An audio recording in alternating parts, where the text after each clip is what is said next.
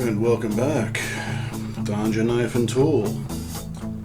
And this is the Eafengrow EF973. Alright. You know, a while back in the earlier videos I showed off an Eafengrow, the EF16, which was just such a, they all come in the same box. Such a fantastic knife. I recommended this highly. Stonewash D2, the green G10, but most of all, this liner lock is so, and the action is so buttery. So when I saw they had a new model out, I kind of jumped on this. So this is the 16, this is the 973. Very similar liner lock, but we have one of my favorites, a canvas micarta on the scales. Liner lock just as buttery.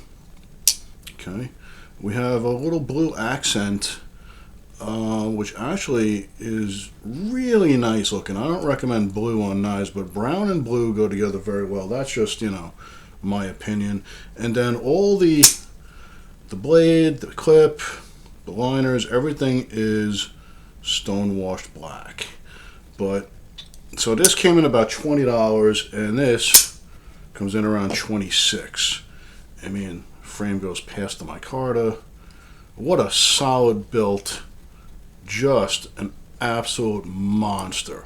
I mean, you can actually just hear the sound of this thing, but you can hear the detent is amazing. The lockup is amazing. All right.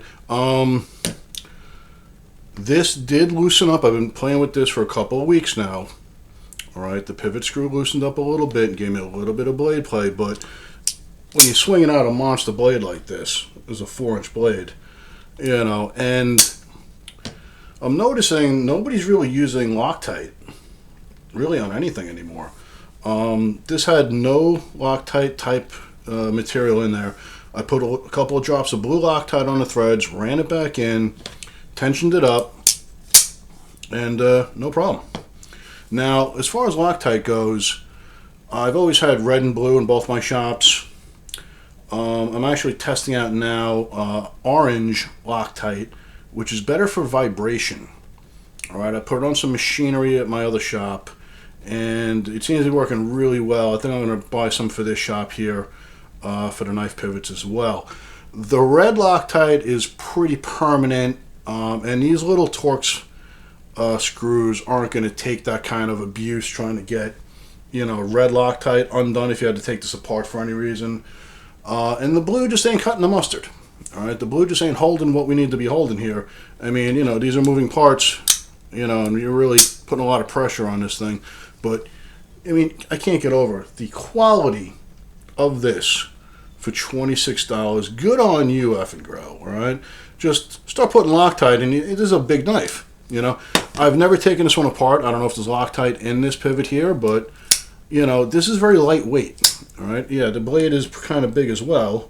It's like 3.5, but, you know, that's a lot of mass to be moving around, and you can feel the vibration when this thing hits, you know.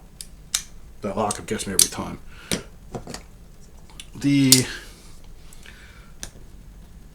knife we compare everything to, as we call the comparison knife. Look at that. I mean, Eafengrow, man, good job. Good job on both of these, but today we've already showed this in a video in the past. We're just showcasing this now. Again, D2 on both of these, real sharp. You know, we joke about like the logo here and everything else. But if you're going to play with knives, chances are you're going to get cut eventually. You know, I'm the first one to tell you that's an absolute fact. This one's got some weight to it, guys. And let me tell you, if you're walking around barefoot and you're goofing around with a knife and you drop something like this, it'll go pretty far into your right foot. Ask me how I know. But great knife, not the knife's fault. You know, if you can't goof around knives, that's what happens. Look at the size difference. Most of the stuff we've been dealing with is not even as big as the Ozark Trail. So, you know, this You know, I love the fact that the handles stick out past. I'm sorry, the liners stick out past the scales of the handles. Just great fitment. I can't find a bad thing about this thing. And if you think that the fact that the pivot screw came loose a little bit and I had to put a little Loctite in it, I don't consider that a bad thing because the threads were perfect.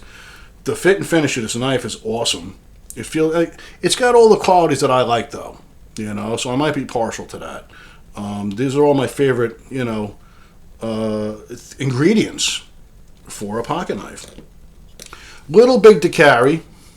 All right, I did carry it one day, so it's a little large to be carrying. If we go side by side here, you'll see what I'm talking about. And especially up against the, the Ozark Trails here.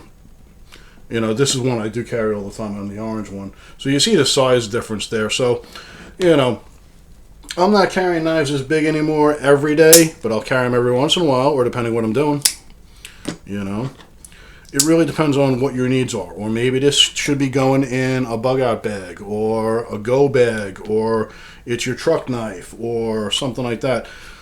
I just highly recommend the Eafengrow stuff. The quality is insane on these.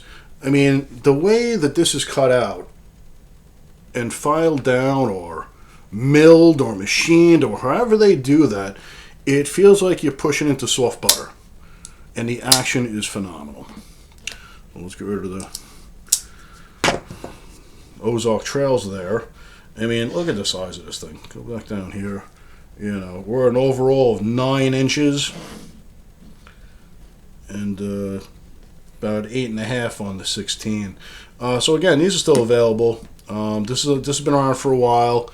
The EF16, and then right there, EF973 in D2. This is a very new model. I've never seen this before. I jumped on when I saw it, and like I keep saying, I'm not going to just get a knife, throw it on the camera here. I'm going to mess around with it for days or weeks before I'm comfortable to tell you, hey, this one's pretty good. All right, that's it for now. Thanks.